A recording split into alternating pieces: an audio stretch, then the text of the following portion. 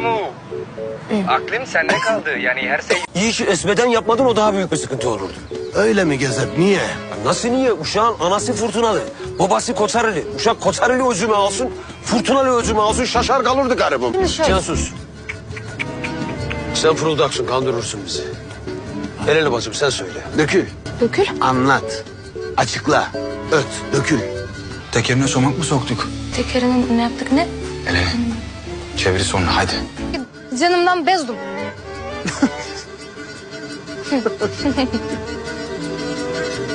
Ya sabır.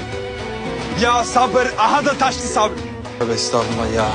Allah'ım ben şaşarım sen şaşırdın.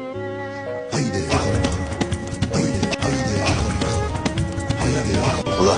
Hadi bak. Ula senin ne işin var bu kızımın?